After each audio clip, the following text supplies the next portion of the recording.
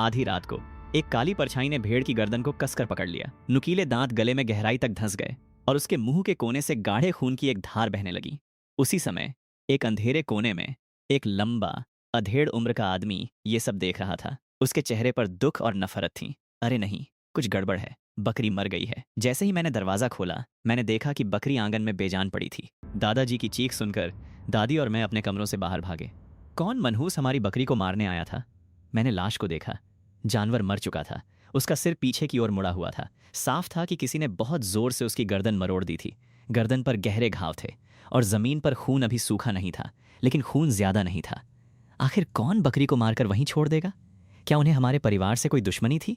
तभी मेरे दूसरे चाचा पूर्वी तरफ वाले कमरे से बाहर निकले। अंगड़ाई लेते हुए पूछा, क्या हो रहा है? दूसरे चाचा, किसी ने हमारी बकरी को मार दिया। दूसरे चाचा देखने के लिए आगे बढ़े।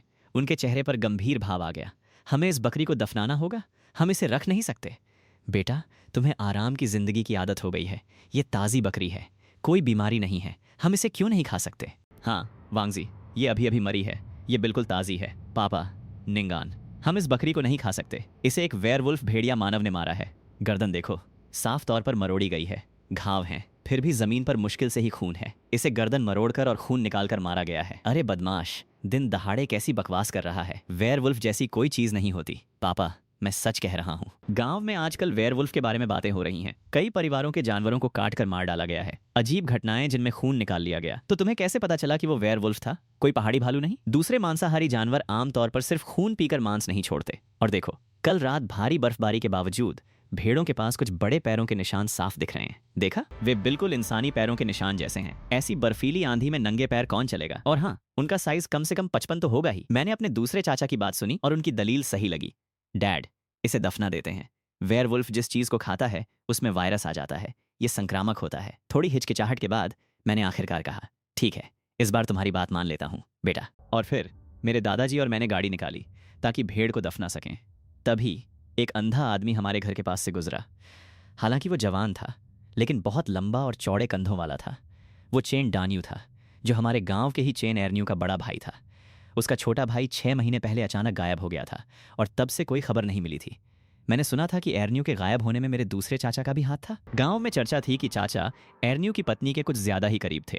अफवाहें फैलने के बाद एरन्यू गुस्से में हमारे घर आया था और चाचा से झगड़ा भी किया था। हालांकि चाचा हमेशा यही कहते थे कि उन्होंने पहल नहीं की थी, बल्कि एरन्यू की पत्नी ही अचानक उनमें दिलचस्पी लेने लगी थी। उस पूरे मामले की वजह से उनका तलाक हो गया। एरन्यू उसके बाद मानसिक रूप से परेशान रहने लगा और 6 महीने पहले गायब हो गया। वहीं चेन डान्यू घर से दूर काम कर रहा था और सालों से लौटा नहीं था। जाहिर है उसका अपने पिता और भाई से झगड़ा हो गया था। जहां तक उसके अंधेपन की बात है, लोग कहते थे कि शहर से बाहर काम करते समय ऐसा हुआ था। हालांकि किसी को पक्का नहीं पता था। ये सब बस सुनी सुनाई बातें थीं। वो अब सिर्फ अपने भाई के गायब होने के मामले की जांच करने के लिए लौटा था। अंकल लिन, मुझे खून की गंध आ रही है। क्या आप भेड़ काट रहे हैं? अरे, ये तो चेन भाई हैं। मैं बस इसे दफनाने के लिए ले जा ही रहा था। ये सुनकर चेन डैन्यू को एहसास हुआ, वही तो था। अंकल लिन, आप कुछ भी करें, आजकल रात में बाहर न निकलें, वरना आप पर कोई खूनी मुसीबत आ सकती है। ये क्या बात हुई? क्या आप भी मुझे वेयरवुल्फ, आदमखोर भेड़िए की कहानियां सुनाकर डराने की कोशिश कर रहे हैं? अंकल लिन, क्या आपने हमारे गांव में वेयरवुल्फ के बारे में सुना है? मैंने खुद तो कुछ नहीं सुना, लेकिन मेरे पोते वांगजी ने आज सुबह इसका जिक्र किया था। अंकल लिन, जब से मेरी आंखों की रोशनी गई है, मैं लोगों का भविष्य बताता आ रहा हूँ। आजकल गांव वालों को अपने मवेशियों को रात में जंजीर से बांध कर रखना चाहिए। एक वेयरवुल्फ घूम रहा है। भाई, मैं वेयरवुल्फ में यकीन नहीं करता। जियाओ कुई से तलाक के बाद वो मानसिक रूप से टूट गई थी। मैं उसे ढूंढने वापस आया, लेकिन उसका कोई पता नहीं चला। वो बड़ी हो चुकी है, इसलिए मुझे ज्यादा चिंता नहीं करनी चाहिए, लेकिन आपको अपना ख्याल रखना चाहिए। मेरे दूसरे अंकल को इस स्थिति में थोड़ा अजीब लगा और वे बीच में टोकना नहीं चाहते थे। याद रखें, रात में बाहर न निकलें। भले ही अभी तक लोगों पर कोई हमला नहीं हुआ है, फिर भी आपको सावधान रहना चाहिए। अगर कोई वेयरवुल्फ किसी पर हमला करता है तो आमतौर पर इसके पीछे कोई पुरानी दुश्मनी होती है। चेन डैन्यू ने यह कहा और फिर चला गया। दादाजी, ये मानने के बजाय कि ये सच नहीं है, इसे सच मानना बेहतर है। खासकर इसलिए क्योंकि कल रात हमारी भेड़ पर हमला हुआ था। वांगजी सही कह रहा था, लेकिन मेरे दादाजी ने बिना कुछ कहे बस उसकी बात सुनी।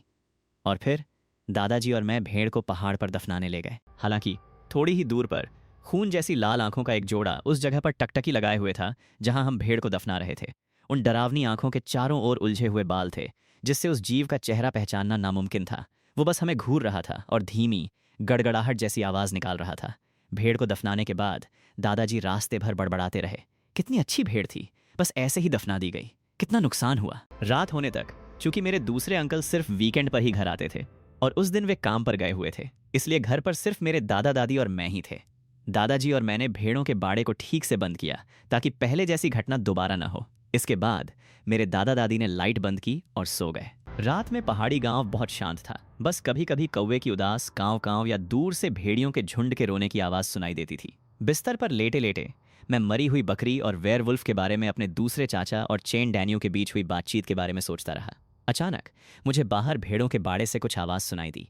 मैं बिस्तर से उठा और धीरे धीरे दरवाजे की ओर बढ़ा। बाहर क्या था ये पता न होने के कारण मैंने दरवाजा खोलने की हिम्मत नहीं की, इसलिए मैंने एक दरार से झांका।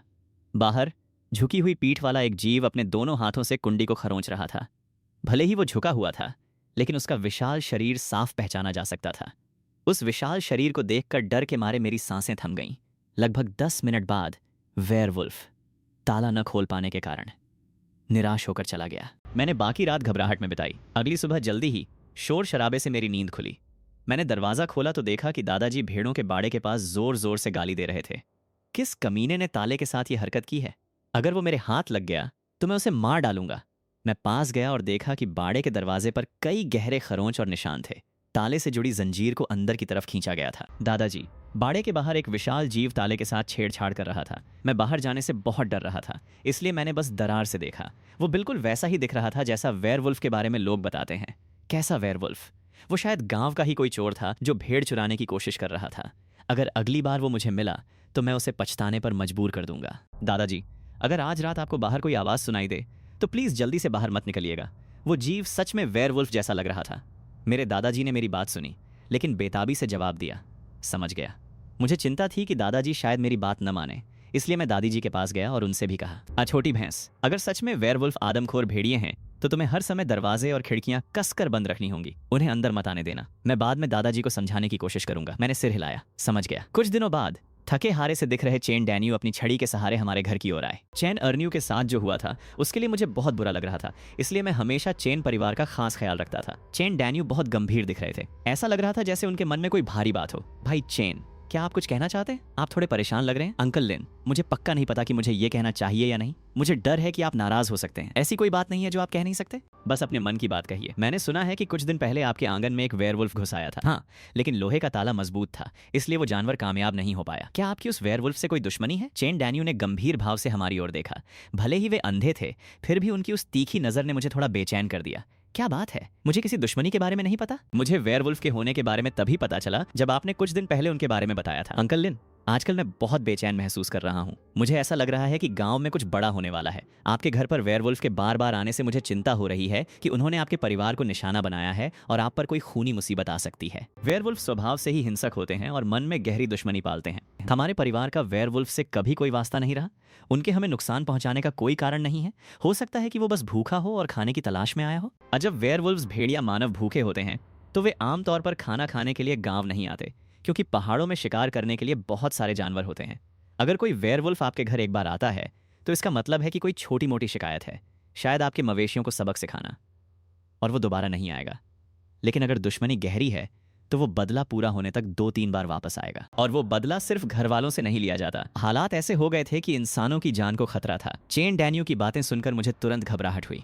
भाई चेन, क्या इसे सुलझाने का कोई तरीका है? मुझे भी नहीं पता कि इसे कैसे सुलझाया जाए। मैं बस आपको सावधानी बरतने की सलाह दे सकता हूँ। क्या हम पुलिस को बुलाकर देख सकते हैं कि वे वेयरवुल्फ का पता लगा पाएं? इससे कोई फायदा नहीं होगा। वेयरवुल्फ स्वभाव से ही बहुत सतर्क होते हैं और बहुत अच्छी तरह छिप जाते हैं। वे अंधेरा होने के बाद ही बाहर निकलते हैं, इसलिए उन्हें ढूंढना बहुत मुश्किल है। इसके अलावा अधिकारियों को बताने से वेयरवुल्फ आप पर पलटवार कर सकता है। चूंकि बदले की उसकी पहली कोशिश नाकाम रही, इसलिए वो पक्का वापस आएगा। दादा लिन, आपको हर रात अपने दरवाजे और खिड़कियां बंद रखनी चाहिए और बचाव के उपाय करने चाहिए ताकि वो किसी को नुकसान न पहुंचा सके। मैंने गंभीरता से सिर हिलाया। चेन डैनियो की बातें सुनकर मुझे और ज्यादा घबराहट होने लगी। शुक्रवार की शाम मेरे दूसरे चाचा काम से घर लौटे। मैंने उन्हें वेयरवुल्फ के बारे में सब कुछ बताया। हमारी उससे कोई दुश्मनी नहीं है। वो हमें ही क्यों निशाना बना रहा है? और क्या चेन डैनियो भरोसेमंद है? चेन डैनियो अच्छा आदमी है। हमने पहले भी उसकी मदद की है और वो हमारे साथ अच्छा व्यवहार करता है। वो हमसे झूठ नहीं बोलेगा। दूसरे चाचा, जिस रात आप सोमवार को काम पर गए थे, उस रात वेयरवुल्फ वापस आया था। देर हो चुकी थी और दादा दादी सो चुके थे। मैंने उसे दरवाजे की दरार से देखा। वो सच में एक बहुत बड़ा राक्षस था। मेरे दूसरे चाचा बचपन से ही डरपोक थे। ये सुनकर वे तुरंत डर गए। दादा, हमें तुरंत सावधानी बरतनी चाहिए। शायद आंगन में कोई जाल बिछाना चाहिए या कोई नेट लगाना चाहिए ताकि वेयरवुल्फ हम पर हमला न कर सके। या शायद हमें कुछ समय के लिए कहीं और चले जाना चाहिए जब तक खतरा टल न जाए। इससे काम नहीं चलेगा। हमें अपने जानवरों की देखभाल करनी है। हम बस ऐसे ही कैसे जा सकते हैं? अगर तुम नहीं जा रहे हो। मंझले चाचा दरवाजे की तरफ बढ़ने लगे, लेकिन दादाजी ने उन्हें जल्दी से रोक लिया। इतनी देर रात कहाँ जा रहे हो? क्या तुम्हें डर नहीं है कि रास्ते में वेयरवुल्फ तुम पर हमला कर सकता है? ये सुनकर मंझले चाचा आखिरकार शांत हो गए। ठीक है, मैं आज रात घर पर ही रहूंगा, लेकिन कल सुबह सबसे पहले निकल जाऊंगा। हमने जल्दी से भेड़ों के बाड़े के पास एक जाल बिछाया, इस उम्मीद में कि वेयरवुल्फ उसमें फंस जाएगा और हमारे घर को परेशान करना बंद कर देगा। जाल तैयार होने के बाद हम सब शांत हो गए और जल्दी सो गए। रात के करीब 11 बजे बाहर मांस फटने की आवाज़ सुनकर मेरी नींद खुल गई। मेरा पहला ख्याल यही था कि वेयरवुल्फ आ गया है।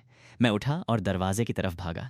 एक दरार से झांका, आवाज़ जाल की तरफ से आ रही थी। हिम्मत जुटाकर मैंने दरवाज़ा खोला और देखा कि दादाजी और मंझले चाचा के कमरों की लाइटें जल गई हैं। मंझले चाचा, उठिए, वेयरवुल्फ जाल में फंस गया है। मेरी आवाज़ सुनकर उन्होंने अपने दरवाजे खोले। हम सब साथ खड़े थे, लेकिन गड्ढे के पास जाने की हिम्मत नहीं जुटा पा रहे थे, क्योंकि डर था कि वेयरवुल्फ अचानक उछलकर हमला कर सकता है। वांगजी, मेरे साथ चलकर देखो। शियाओ शुइन्यू, तुम पीछे ही रहो। मेरे मंझले चाचा बुरी तरह कांप रहे थे और आगे बढ़ने की हिम्मत नहीं जुटा पा रहे थे।